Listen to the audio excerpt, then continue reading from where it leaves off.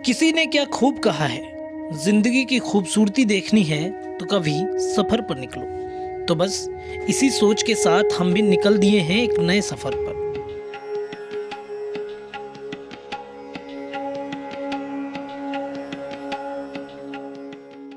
आज बिहार प्लस की टीम की यात्रा होने जा रही है बिहार शरीफ के हिरण्य पर्वत पर।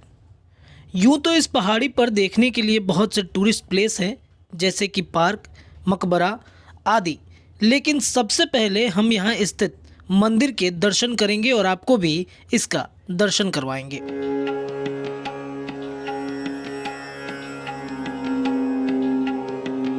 पहाड़ी की चोटी पर भगवान शिव और हनुमान जी का मंदिर मौजूद है।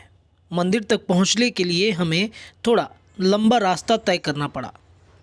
रास्ता ज़्यादा लंबा तो नहीं था, लेकिन हल्की थकान पहुंचाने वाली थी। इसलिए जब भी आप पहाड़ी के ऊपर जाएं तो अपने साथ पानी का बोतल जरूर रखें।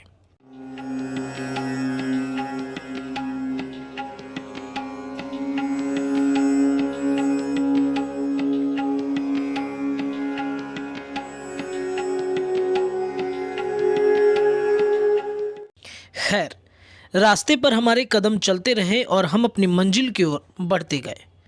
मंदिर के रास्ते में हमें एक जिम भी देखने को मिला।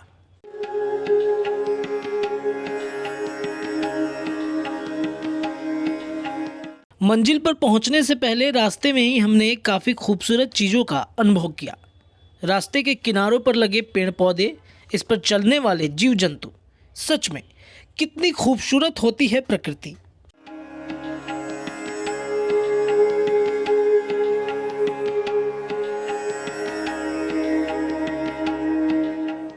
तो चलते चलते हम हमारी मंजिल यानी कि मंदिर के पास पहुंच गए। इसके पास ही एक विशाल बरगद का पेड़ भी है, जिसकी लोग पूजा करते हैं।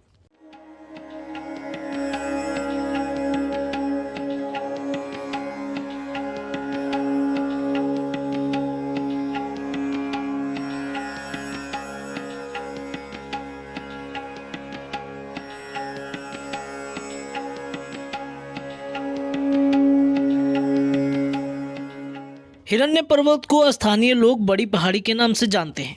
यहाँ पर भगवान शिव और हनुमान जी के मंदिर के अलावा भी कई भगवान की मूर्तियाँ स्थापित हैं।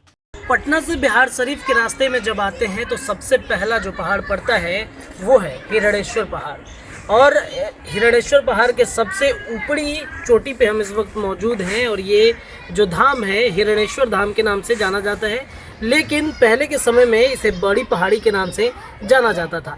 हमारे दाहिनी तरफ आप देख सकते हैं कि एक शंकर जी का, एक हनुमान जी का मूर्ति है, प्राचीन मंदिर भी है और इसके अंदर एक प्राचीन मूर्ति भी लगा हुआ है।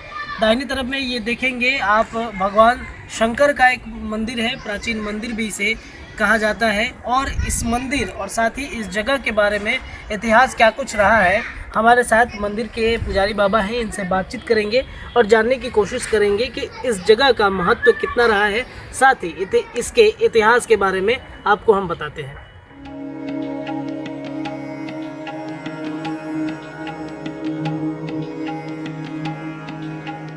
यहाँ के पुजारी ने हमें बताया कि ये मंदिर करीब 40 से 50 साल पुराना है। कहा जाता है कि यहाँ पहले कोई मंदिर नहीं था, बस हनुमान जी की मूर्ति पहाड़ी पर स्थापित थी। लेकिन बाद में आम जनता और श्रद्धालुओं की मदद से वर्तमान में मौजूद हनुमान जी का मंदिर बनाया गया। उसके बाद कई अन्य मंदिर जैसे भोले बाबा का मंदिर, दुर्गा माँ का मंदिर, काली माँ का मंदिर आदि का निर्माण हुआ।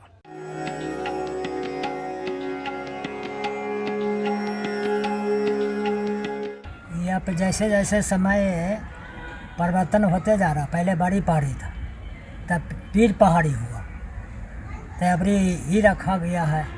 मंदिर 40-50 बरस से ऊपर से है। बजरंगबली के पहले इतिहास था कि बजरंगबली पहले ऐसा ही बैठा दिया गया था, पहाड़ पर कुछ नहीं था, तो हाथ गोड़ तो उसको तोड़ दिया था। जैसे जैसे जनता लोग हनुमान जी सहाय हुए हैं तो आज मंदिर बन गई। सब देखिए जितना दाने वाला कुल के जितना ग्रिल में है, कुल दान वाला ना अपना अपना नाम लिख के कुल में दिया है। सभी जनता हमें बड़ा बड़ा आदमी लग के ये मंदिर को तैयार किया। इसमें फिर मियाँ लोग वोट लगा दिया था, केस कर दिया था। तब कुल अफसर था अपना वो लड़ के अपना ये मंदिर को स्थापना कर ली। कोई एक जैसे अब ये पहाड़ में कुछ नहीं था, कोई आदमी पगला आके अब हमें आप सीमेंट से अपना बना दिया। फिर कुल अफसर लोग हवा खाने के लिए आए, तो ऐजा पर चबूतरा था, तब कुल बैठ के तब जैसे हम सब 5 आदमी कैसे हैं, तो उसी 5 आदमी बैठ के कुल अपना व्यायाम जुआम करता था। उसी कोई कहे कि हथवा फोज कर दो, कोई ये चीज़ कर दो, कोई ये चीज़ हो गया। अब पूजा बजरंग बली सहाय हो गया, कुल अफसर पर सहाय हो गया। वो सब जैसे जैसे रोड नहीं था, तो पत्थर तोड़ के रोड बनवाया। ईटा नीचे से एक ईटा बेचारा लेके आता था, जगह रास्ता नहीं था। ये बहुत ही दुखी से बना, बहुत एक संकट से आज मंदिर सरकार चमका दिया। हमें सरकार ने कुछ दिया हुआ है, यहाँ कुल जनते जैसे आप लोग हैं जैसे हैं, इतना आदमी अभी जुटा हुआ है कि इसको मंदिर को आगे बढ़ाना।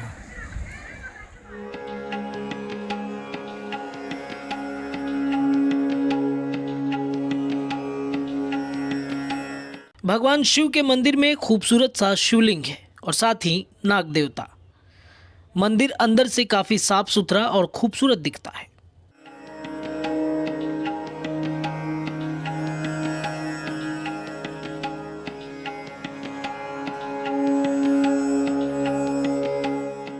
इसके पास ही हनुमान जी का मंदिर है, जिसमें उनकी लाल विशालकाय मूर्ति विराजमान है। मूर्ति देख के आप भी बोल उठेंगे, जय बजरंगबली। मंदिर परिसर के अंदर आपको आध्यात्मिक शांति और सुकून का एहसास होगा।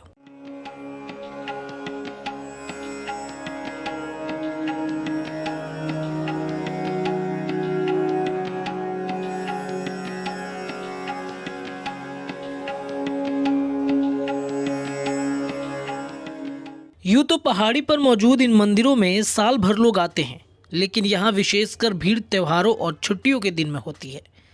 यहाँ हर एक प्रकार के शुभ कार्य जैसे कि शादी विवाह, जनेऊ, मुंडन कराने स्थानीय लोग के साथ साथ बाहर से भी लोग आते हैं।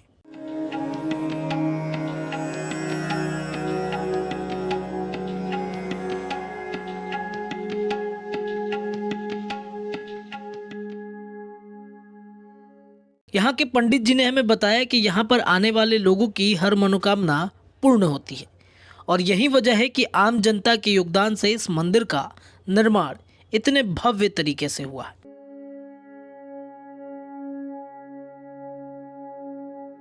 इससे मनोकामना बहुत सब पूरा हो गया, कितना बाल बच्चा हो गया, कितना आके जग कराता है, फलना कराता है। इससे तो बहुत से बजरंगबली तो कुल्हे के कितना के दे दिया है।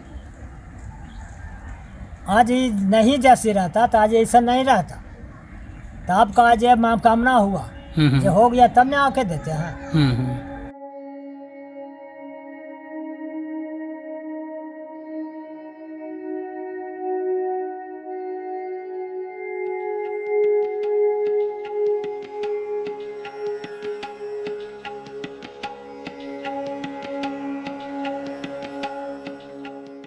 मंदिर के अलावा जब आप पहाड़ी से नीचे देखेंगे तो आपको पूरा बिहार शरीफ शहर दिखाई देगा। बादलों से घिरा शहर, चारों ओर हरे भरे खेत और बीच में खड़ी छोटी छोटी इमारतें। ये नज़ारा देखकर आपको लगेगा कि आपकी यात्रा पूरी तरह सफल हो गई।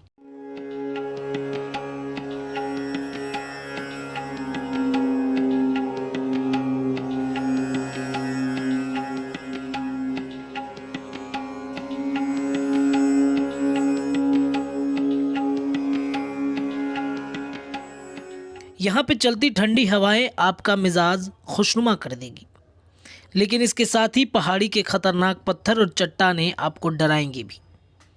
नज़ारों के लुत्फ उठाने के चक्कर में आप अपनी सावधानी बिल्कुल नहीं खोइएगा, क्योंकि यहाँ ऐसे कई हादसे हो गए हैं जहाँ लोग जानबूझकर और अपनी लापरवाही के कारण अपने जान से हाथ धो बैठे हैं। अभी आपने हिरण्येश्वर धाम के दर्शन किए और इस पहाड़ से हम आपको दिखाते हैं प्रकृति का सौंदर्य नज़ारा, जहां से आप बिना सेल्फी लिए हुए आप नहीं जा सकते हैं। यहां से खूबसूरत वादियां आपको दिखेंगी, सड़कें दिखेंगी, लहलहाते खेत और हरी भरी खेतें आपको नजर आ।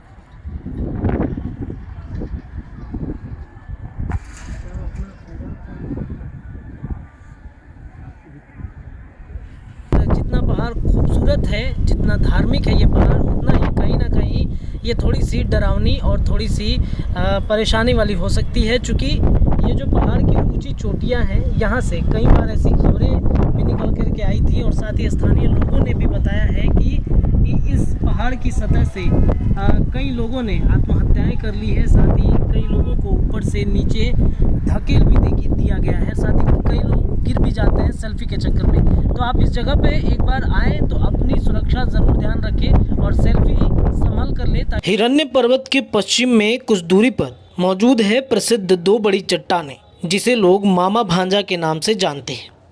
हमने इस जगह पर जाकर इस चट्टान को अपने कैमरे में कैद किया। इन चट्टानों के इतिहास के बारे में किसी को कोई खास जानकारी नहीं है। किसी को नहीं पता है कि ये मामा भांजा नाम की चट्टानें कब से यहाँ मौजूद है और इसका नामकरण किसने कब किया।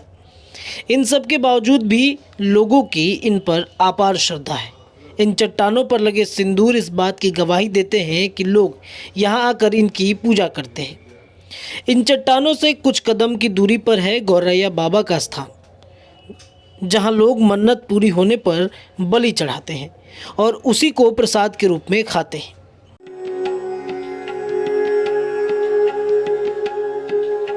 स्थान है वो है जो सब भोगी लेते हैं।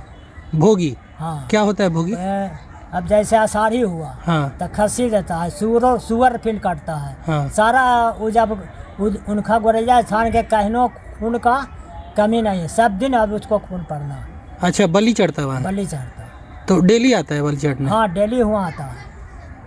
अब जैसे हम कबल के गए हैं, जब हम कह गए कि मेरा बाल बचा हो जाए, तो वो के पठरू काटिस, कबूतर काटिस, मुर्गा काटा, तो एक को दिन नागा नहीं होता बिना हुआ को होना।